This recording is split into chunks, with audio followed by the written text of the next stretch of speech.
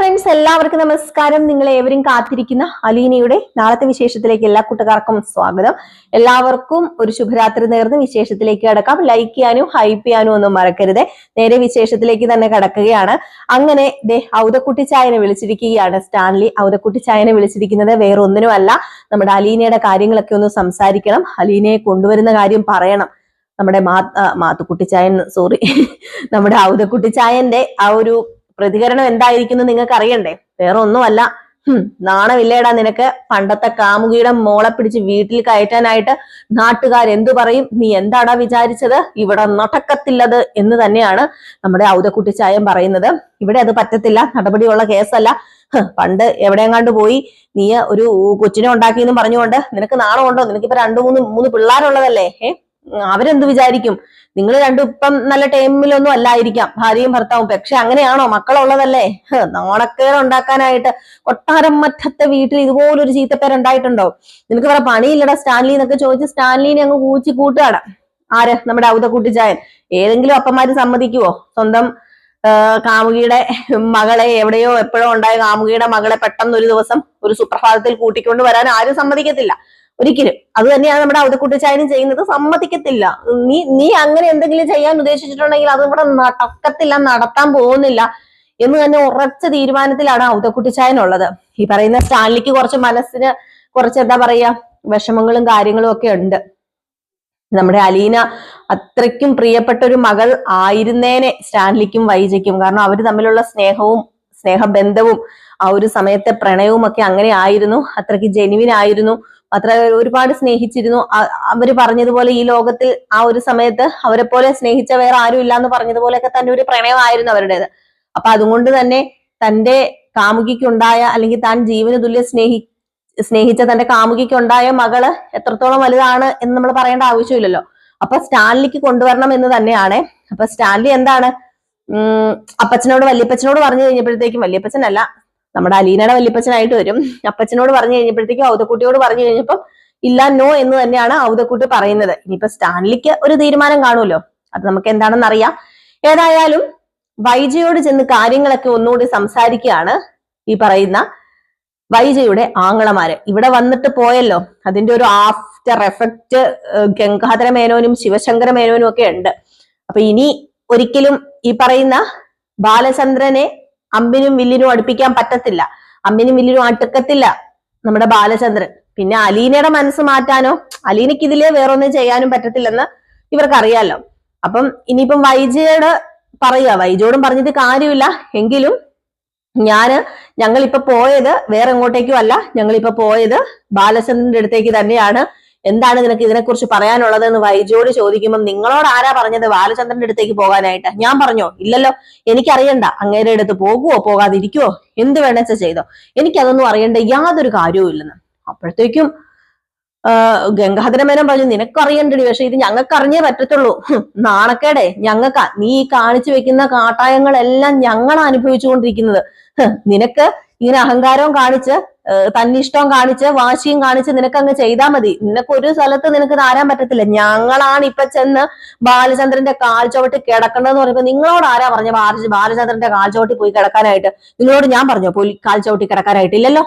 എന്നിട്ട് എന്നെ കൊണ്ടൊന്നും പറയിപ്പിക്കരുത്. നിങ്ങൾ പോയിട്ടുണ്ടെങ്കിൽ അത് നിങ്ങളുടെ ഇഷ്ടം, ഞാൻ ഇവിടെ ആരെയും പറഞ്ഞയച്ചില്ലല്ലോ അങ്ങോട്ടെന്ന് ചോദിക്കുമ്പോ, നിനക്കാണല്ലോ അലീന അവിടുന്ന് പോണെന്ന് ഭയങ്കര നിർബന്ധം. എന്നാലേ കേട്ടോ, ഒരു സന്തോഷ വാർത്തയുണ്ട്. അലീന പോകാൻ പോവാന്ന്. ഇത് കേട്ടതും അവളപ്പൊ പോകുവാണോ? ഉറപ്പിച്ചോ? അത്രയും നേരം തർക്കുത്തരം പറഞ്ഞുകൊണ്ടിരുന്ന വൈജ പെട്ടെന്ന് വെപ്രാളത്തില് അവള് പോകുക ഉറപ്പിച്ചോ, സത്യമാണോ എന്നുള്ള രീതിയിൽ ഇങ്ങനെ ചോദിക്കുകയാണ്. അപ്പോഴത്തേക്കും സത്യമാ, അവള് പോവുക. പക്ഷെ വൈജയെ നീ ആലോചിച്ചോ, നീ ഓർത്തു വെച്ചോ, അവള് പോകുന്ന ദിവസം മുതല് നിന്റെ കഷ്ടകാലം ആരംഭിച്ചു എന്ന് നീ ഓർത്തോണം. അന്നു മുതല് നിന്റെ എറണക്കേട് തുടങ്ങുകയാണെന്ന് നീ ഓർത്തോണെന്ന്. ഇത് കേട്ടതും നമ്മുടെ വൈജ, അവള് പോയാലേ എന്റെ എറണക്കേടല്ല, അവള് പോയി കഴിഞ്ഞിട്ടുണ്ടെങ്കിൽ ഈ ബാധ നെടുമ്പുരയ്ക്കൽ വീട്ടിൽ കേറിയ ബാധ ഒഴിഞ്ഞു പോകുന്ന പോലെയാണ് അവള് പോയി കഴിഞ്ഞിട്ടുണ്ടെങ്കിൽ, അല്ലാതെ വേറൊന്നുമല്ല.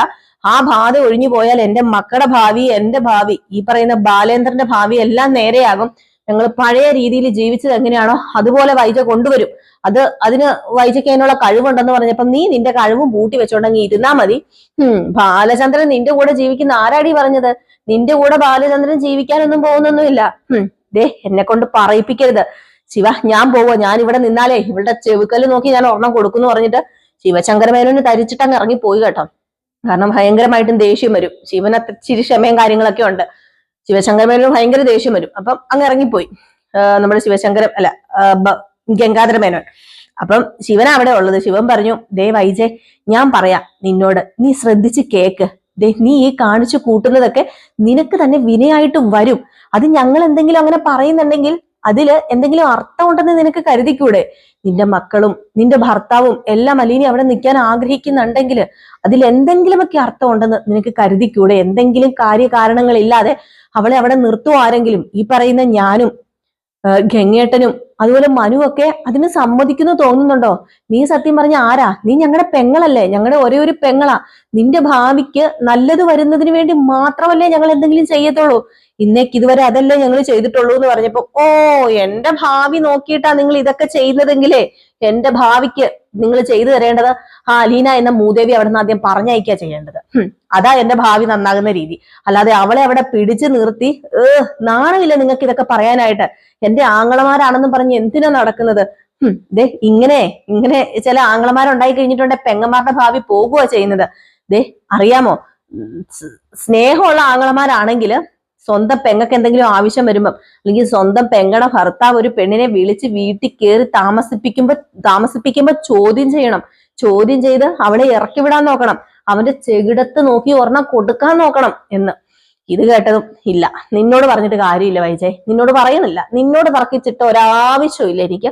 നീ എന്താണെന്ന് വെച്ചാൽ കാണിച്ച്, നീ നിന്റെ ജീവിതം എവിടെയാന്ന് വെച്ചാൽ കൊണ്ട് തൊലയ്ക്ക്. ഞാനാണെങ്കിൽ ഇവിടെ നടുക്കടലിലാണ് നിൽക്കുന്നത്. ചെകുത്താനിലും കടലിലും നടുക്കായിട്ടാണ് ഞാൻ ഇവിടെ നിൽക്കുന്നത്. എനിക്ക് പല പല പ്രശ്നങ്ങളുണ്ട്. അതിന്റെ ഇടയിലാണ് നിന്റെ പ്രശ്നങ്ങള് പരിഹരിച്ചുകൊണ്ടിരിക്കുന്നത്. അതിനിടയിൽ നീ കാരണം എന്തേ ഇപ്പം ഗംഗേട്ടൻ ബുദ്ധിമുട്ടി ഇവിടെ വന്നിരിക്കുകയാണ്. ഇത് എന്നും ഇങ്ങനെ ഓരോരുത്തർക്കും ഓരോ ജീവിതങ്ങളില്ല. ഓരോരുത്തർക്ക് പുറകെ ഇങ്ങനെ നടന്നാ മതിയോ? നിന്റെ പുറകെ ഇങ്ങനെ നടന്നാ മതിയോ എന്ന് പറഞ്ഞിട്ട് ദേഷ്യം വന്ന് ശിവനും അങ്ങ് ഇറങ്ങിപ്പോയിട്ടോ. ഇതിനോടൊന്നും പറഞ്ഞിട്ട് യാതൊരു കാര്യമില്ലെന്നറിയാം. വൈജയുടെ ആ കണ്ണുകൊണ്ടുള്ള ഒരു നോട്ടമൊക്കെ ഉണ്ടല്ലോ, നമ്മുടെ സായികുമാർ നോക്കുന്ന പോലത്തെ ഒരു നോട്ടമൊക്കെ നോക്കി ഇങ്ങനെ ഇരിക്കുകയാണ്. ഏതായാലും ഇത് കഴിഞ്ഞ് പിന്നെ കാണിക്കുന്ന സീൻ എന്ന് പറഞ്ഞിട്ടുണ്ടെങ്കിൽ നമ്മുടെ ഔതക്കുട്ടിച്ചായൻ സ്റ്റാൻലിയുടെ അടുത്തെത്താണ്. അങ്ങനെ ഔതക്കുട്ടിച്ചായൻ സ്റ്റാൻലിയുടെ അടുത്ത് വന്നു വണ്ടി ഇങ്ങനെ മുറ്റത്ത് വന്ന് നിർത്തി. ഏതായാലും അവിടെ പൗലോസോ അതുപോലെ തന്നെ പിന്നെ ആരാ ആന്റപ്പനോ ഒക്കെ ഉണ്ടായിരുന്നു. അപ്പം ഇവര് നമ്മുടെ ഔതക്കുട്ടിച്ചായൻ വന്ന ഉടനെ തന്നെ മുണ്ടൊക്കെ താത്തിയിട്ട് ഔതക്കുട്ടിച്ചായനെ കേറി വാ, അകത്ത് സ്റ്റാൻലി ഉണ്ട്, അകത്ത് സ്റ്റാൻലി ചായൻ ഉണ്ട് എന്നും പറഞ്ഞുകൊണ്ട് അകത്തേക്ക് വിളിച്ചുകൊണ്ട് പോയി. എന്താടാ ആന്റപ്പ, നിനക്ക് വിശേഷം? സുഖമായിട്ടിരിക്കുന്നോ? ഇവിടുത്തെ കാര്യങ്ങളൊക്കെ എങ്ങനെ പോകുന്നു എന്നൊക്കെ ആന്റപ്പനോടും ഔസേപ്പിനോടും ഒക്കെ, ഔസേപ്പല്ല സോറി, പൗലോസിനോടൊക്കെ ചോദിച്ചു. ഏതായാലും അവര് സുഖമായിട്ടൊക്കെ ഇരിക്കുന്നു എന്നൊക്കെ ഇങ്ങനെ പറഞ്ഞു. ഏതായാലും ഔതക്കുട്ടിച്ചായൻ അകത്ത് കയറി ചെന്നു. സ്റ്റാൻലി അവിടെ ഉണ്ടായിരുന്നു. ഏതായാലും സ്റ്റാൻലി അപ്പോഴും ഒരു ഗ്ലാസ് കയ്യിൽ വെച്ചിട്ടുണ്ട്. അങ്ങനെ ഔതക്കുട്ടീനെ കണ്ടതും സാധാരണ ഒരു അച്ഛൻ വരുമ്പം ഒരു മകൻ ബഹുമാനത്തോടു കൂടി ആ ഗ്ലാസ് ഒക്കെ എടുത്ത് മാറ്റും, എന്നിട്ട് മറച്ചു വെക്കും, അങ്ങനെയൊക്കെയാണല്ലോ. പക്ഷെ അങ്ങനെയൊന്നും അല്ലെന്നേ. നമ്മുടെ സ്റ്റാൻലി അപ്പച്ച വന്നോ, കേറി വാ അപ്പച്ച എന്നും പറഞ്ഞ് ആ കസേരയിൽ തന്നെ ഇരുന്നിട്ട് അടുത്ത ഗ്ലാസ്സിൽ ഊറ്റുകയാണ്. അപ്പച്ചന് കൊടുക്കാൻ വേണ്ടി, അപ്പച്ചനും കൊടുത്തിട്ട് അടിക്കാൻ വേണ്ടി. അപ്പോഴത്തേക്കും നമ്മുടെ കുട്ടിച്ചായൻ പറഞ്ഞു, എടാ എനിക്ക് വേണ്ടടാ, ഇന്നലെ തന്നെ ഞാൻ തലയ്ക്ക് ഒരുപാട് അങ്ങ് പിടിച്ചുപോയി. ഞാൻ പറഞ്ഞല്ലോ ഇന്നലെ ആൽബിയുടെ സുഹൃത്ത് ആരോ അങ്ങാണ്ട് എവിടെന്നോ ജർമ്മനിന്നോ എവിടെന്നങ്ങാണ്ട് കൊണ്ടുവന്ന സാധനം ഞാൻ എടുത്ത് കഴിച്ചു. അതെടുത്ത് കഴിച്ചിട്ട് ആകെപ്പാടെ എനിക്ക് അങ്ങോട്ട് തലയ്ക്ക് അങ്ങോട്ട് പ്രശ്നമായി പോയി. തലയൊക്കെ ഇങ്ങനെ കറങ്ങുന്ന പോലെയാണ്. ആ ഒരു മത്ത് ഇതുവരെ പോയിട്ടില്ലടാ, അതുകൊണ്ട് എനിക്ക് വേണ്ട. അല്ലെങ്കിൽ നിനക്ക് എന്തോ വലിയ കാര്യം സംസാരിക്കാനുണ്ടെന്നല്ലേടാ പറഞ്ഞത്? അത് നീ ആദ്യം സംസാരിക്കാൻ, നീ കാര്യം പറ, എന്താണ് നിനക്ക് സംസാരിക്കാനുള്ളത്? അങ്ങനെയൊന്നും നീ എന്നെ വിളിച്ചു വരുത്തുന്നതല്ലല്ലോ. എന്താണ് പ്രശ്നം? എന്തെങ്കിലും പ്രശ്നം ഉണ്ടോ? ഇനിയിപ്പോ ബിസിനസ്സിലോ കാര്യങ്ങളോ വല്ലതും പ്രശ്നം ഉണ്ടോടാ എന്നൊക്കെ ഇങ്ങനെ ചോദിച്ചു നമ്മുടെ ഔതക്കുട്ടി. അപ്പം സ്റ്റാൻലി പറഞ്ഞു, അത് പിന്നെ അപ്പച്ച കുറച്ച് സീരിയസ് ആയിട്ടുള്ള കാര്യം തന്നെയാണ്. ഒരു കാര്യം ചെയ്യുക, ആ ഡോർ അങ്ങോട്ട് അടയ്ക്ക്, എനിക്ക് കുറച്ച് സീരിയസ് ആയിട്ടുള്ള കാര്യമാണ് സംസാരിക്കാനുള്ളതെന്ന് പറഞ്ഞു. അങ്ങനെ ഡോറൊക്കെ അടച്ചു. അങ്ങനെ വല്യപ്പച്ചനോട് പറഞ്ഞു. അത് പിന്നെ വല്യപ്പച്ചനല്ല സോറി, നമ്മുടെ അപ്പച്ചനോട്, ഔതക്കുട്ടിയോട് പറഞ്ഞു. അത് അപ്പച്ചൻ അറിയാലോ, ഞാനൊരു 10-23 കൊല്ലം മുമ്പ് എവിടെയായിരുന്നു, ആഗ്രയിലായിരുന്നതും അവിടുത്തെ കുറച്ച് പ്രശ്നങ്ങളൊക്കെ അറിയാലോ എന്ന് പറഞ്ഞപ്പോഴത്തേക്കും 23 വർഷം മുമ്പ് ഉണ്ടായ പ്രശ്നങ്ങളൊക്കെ മറക്കാൻ പറ്റുവോടാ? അങ്ങനെ ആ പ്രശ്നങ്ങളൊന്നും അങ്ങനെ പെട്ടെന്ന് മറക്കാൻ പറ്റത്തില്ലല്ലോ. കാരണം നീ അത്രമാത്രം ഒരു ഡിപ്രഷൻ സ്റ്റേജിലായി പോയതല്ലേ അന്ന് പിന്നെ നിന്റെ ചിന്നമ്മയുള്ള സമയം, ആ ഒരു ഇടയ്ക്കല്ലേ നിന്റെ ചിന്നമ്മ, അതായത് എന്റെ എല്ലാം ആയിരുന്നു എന്റെ ചിന്നമ്മേനെ ദൈവം അങ്ങ് മുകളിലേക്ക് കൊണ്ടുപോയതും ആ ഒരു സമയം ആയിരുന്നല്ലോ. അപ്പൊ അതുകൊണ്ട് ശരിയാ നീ പറയുന്നത്, എനിക്ക് ഓർക്കുന്നുണ്ട് ഞാന്. ആ കാര്യങ്ങളെല്ലാം ഞാൻ ഓർക്കുന്നുണ്ട്. അതൊക്കെ ഇപ്പൊ നീ എന്തിനാ ഓർക്കുന്നത്? കഴിഞ്ഞു പോയ കഥകളല്ലേ, അതൊക്കെ ഓർത്തിട്ട് എന്താടാ കാര്യം? അതൊന്നും ഇനി ഓർക്കേണ്ട കാര്യമില്ല, കഴിഞ്ഞു പോയി, കാലങ്ങൾ താണ്ടി വന്നു. ഇനിയിപ്പൊ അതൊക്കെ എന്തിനാടാ നീ ഓർക്കുന്നതെന്ന് ചോദിച്ചപ്പോഴത്തേക്കും അങ്ങനെ ഓർക്കാനുണ്ട് അപ്പച്ച, അങ്ങനെ ഓർക്കേണ്ട ഒരു സാഹചര്യം ഉണ്ട്, അതുകൊണ്ടാണ് ഞാൻ ഓർത്തത്. അല്ല, അവിടെ ബാലചന്ദ്രൻ എന്ന് പറയുന്ന ഒരാള് എന്നെ അന്വേഷിച്ചു വന്നിരുന്നോ അങ്ങ് പുനലൂര് എന്ന് ചോദിച്ചപ്പം വന്നിരുന്നു. കഴിഞ്ഞ ദിവസം ബാലചന്ദ്രൻ എന്ന് പറയുന്ന ഒരു പാലാക്കാരന് നിന്നെ അന്വേഷിച്ച് വന്നിരുന്നു. എന്തോ നിന്റെ ഫ്രണ്ടാണെന്നോ മറ്റോ പറഞ്ഞത്. അല്ല, അയാൾ ഇവിടെ വന്നായിരുന്നോ? അയാൾ ഇവിടെ വന്നായിരുന്നു. അയാൾ ഇവിടെ വന്നതിന്റെ കാര്യം എനിക്ക് പറയാനുള്ളതെന്ന് പറഞ്ഞപ്പം, അല്ല, അയാൾ നിന്റെ ഫ്രണ്ടാണെന്നൊക്കെ പറഞ്ഞു. അല്ല, ഏത് രീതിയിലാണ് അയാൾ നിന്റെ ഫ്രണ്ട്? എനിക്ക് മനസ്സിലായില്ല എന്ന് പറഞ്ഞപ്പോഴത്തേക്കും, അത് അച്ഛന് ഞാന് വ്യക്തമാക്കി തരാം. അച്ഛന് ഗംഗാധര മേനോനെ അറിയാമോ? എന്റെ കൂടെ ആഗ്രയില് ഉണ്ടായിരുന്ന ഗംഗാധര മേനോൻ അച്ഛൻ ഓർക്കുന്നുണ്ടോ എന്ന് ചോദിച്ചപ്പോഴത്തേക്കും, ഗംഗാധര മേനോൻ നല്ല പരിചയമുള്ള പേരാണല്ലോടാ. ഗംഗാധര മേനോൻ, കൈതക്കൽ തറവാട്ടിലെ ഗംഗാധര മേനോനും കുഞ്ഞിരാമൻ മേനോനും ശിവശങ്കര മേനോനും അതുപോലെ ഒരു വൈജയൊക്കെ ഓർക്കണുണ്ടോന്ന്. പെട്ടെന്ന് നമ്മുടെ ഔതക്കുട്ടിയുടെ മുഖത്തിന്റെ ഭാവങ്ങളൊക്കെ അങ്ങ് മാറി.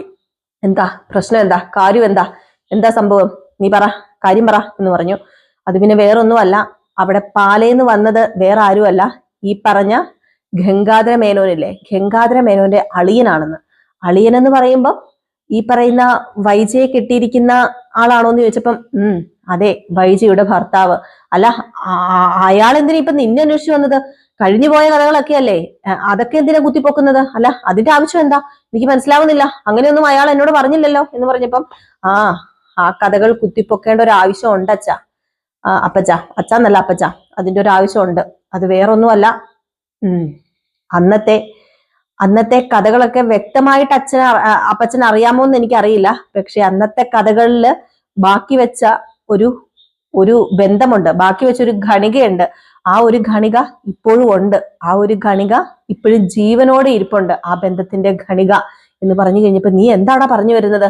അതെ, എനിക്കും വൈജയ്ക്കും ഒരു കുഞ്ഞു പിറന്നിരുന്നില്ലേ, ആ കുഞ്ഞു മരിച്ചുപോയിന്നും മറ്റുമാണ് എല്ലാവരും പറഞ്ഞത്. പക്ഷെ ആ കുഞ്ഞു ജീവനോടെ ഉണ്ട് എന്ന്. ഇത് കേട്ടത് നമ്മുടെ ഔതക്കുട്ടി ചായന്റെ കിളിയും പറപ്പയും പാറിയ വഴി അറിഞ്ഞില്ല കേട്ടോ.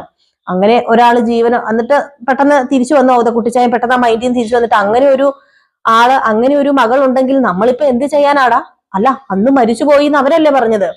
ഇപ്പൊ നീ എന്തൊക്കെയാ പറഞ്ഞു വരുന്നത്? എന്നെ നീ വട്ടുപിടിപ്പിക്കാതെ, നീ എന്താ അതിപ്പോ നമുക്ക് എന്ത് ചെയ്യാൻ പറ്റുമെന്ന് ചോദിച്ചപ്പം, ആ മകള് ഇപ്പം ഉള്ളത് അങ്ങ് പാലായിൽ ഈ പറഞ്ഞ ബാലചന്ദ്രന്റെ അടുത്താണെന്ന്. അങ്ങനെ ഡീറ്റെയിൽസ് ഒക്കെ പറഞ്ഞു. ഞാൻ എന്താ ചെയ്യേണ്ടത്, ഞാൻ എന്താ തീരുമാനം എടുക്കേണ്ടത്?